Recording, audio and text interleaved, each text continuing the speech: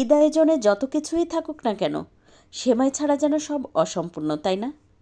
আসসালামু আলাইকুম, কেমন আছেন সবাই? আজকে আপনাদের সাথে শেয়ার করব আমার স্পেশাল একটা সেমাইয়ের রেসিপি, যেটা আমি সবসময় করে থাকি আর সবাই অনেক বেশি পছন্দ করে। ইনশাল্লাহ আপনাদেরও ভালো লাগবে। এটা দেখতে যেমন আকর্ষণীয় আর সুন্দর, তেমনি খেতেও কিন্তু অনেক বেশি মজার। দেখতে থাকেন আমি কিভাবে তৈরি করি। আসছে ঈদে আপনি চাইলে এভাবে তৈরি করে সবার মন জয় করে নিতে পারেন। আজকে এই সেমাইটা রান্না করার জন্য এখানে আমি একটা প্যানে 2 টেবিল চামচ পরিমাণ ঘি নিয়ে নেব। আর ঘিটা বেশ ভালোভাবে গলে যাওয়ার পরে এখন এর মধ্যে দিয়ে দেব 1 প্যাকেট চিকন পাকিস্তানি যে সেমাই থাকে না, সেটার অর্ধেকটা। তো সেমাইটা আমি একটুখানি ভেঙে নিয়েছি, এতে করে আমার রান্না করতে বা নাড়তে খুব সুবিধা হবে।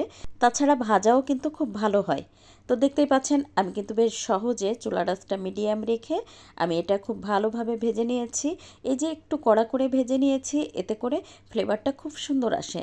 তো নামিয়ে ঠান্ডা হতে দেব। আর এখন হচ্ছে একটা প্যানে দিয়ে দেব 1.5 লিটার পরিমাণ দুধ। আর এই দুধটা আগে থেকে জাল করে ঘন করা ছিল। আমি 2 লিটার দুধ জাল করে 1.5 লিটার মতো করে নিয়েছি। এখন এর মধ্যে দিয়েছি 2টা এলাচ, তার সাথে দিয়েছি 2টা লবঙ্গ। তারপরে আরও 4-5 মিনিট এটা বেশ ভালোভাবে আমি জাল করে নেব। তো দেখতেই পাচ্ছেন ঠিক এরকমভাবে জাল করে নিয়েছি।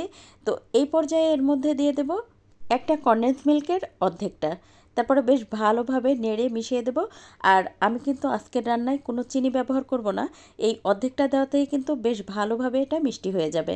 আর এরপরেও যদি আপনি একটু মিষ্টি বাড়িয়ে খেতে চান, তাহলে কিন্তু 2 চামচ চিনি দিয়ে দিতে পারেন। এখানে একটা বাটিতে 1 চা চামচ পরিমাণ কাস্টার্ড পাউডার নিয়েছি। আর এটা 2 টেবিল চামচ পরিমাণ পানি দিয়ে ভালোভাবে গুলিয়ে রেখে দিব। আর এদিকে ওই যে গরম দুধের মধ্যে সেমাইটা দিয়ে দেব। সেমাই দিয়ে সাথে সাথেই কিন্তু নেড়ে দেব, এতে করে দলা পেকে যাবে না। তো দেখতেই পাচ্ছেন সেমাইটা কিন্তু 2-3 মিনিট আমি জাল করে নিয়েছি।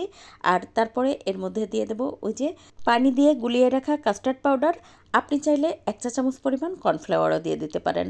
এতে করে ক্রিমি ক্রিমি লাগে, খেতেও বেশ ভালো লাগে। আর এই পর্যায়ে দিয়ে দেবো আমার সেই স্পেশাল উপকরণ, সেটা হচ্ছে বেবি সুইট।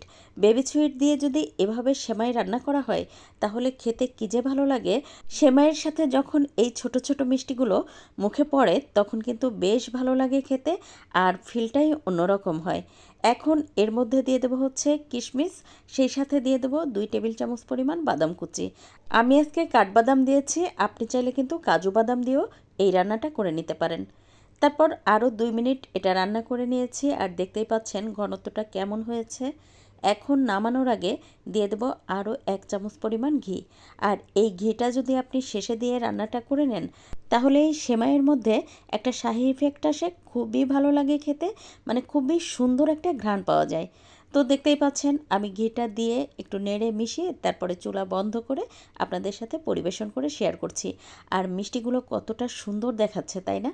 এই মিষ্টিগুলো দুধে জাল করার কারণে এত সফট হয়ে যায়, নরম তুলতুলা, মানে রসের টইটুম্বুর হয়ে যায়, খেতে ভীষণ ভালো লাগে। সেমাইয়ের সাথে এত ভালো লাগে, আপনারা একবার হলেও তৈরি করে দেখবেন। রেসিপি ভালো লাগলে প্লিজ একটু শেয়ার করে দেবেন।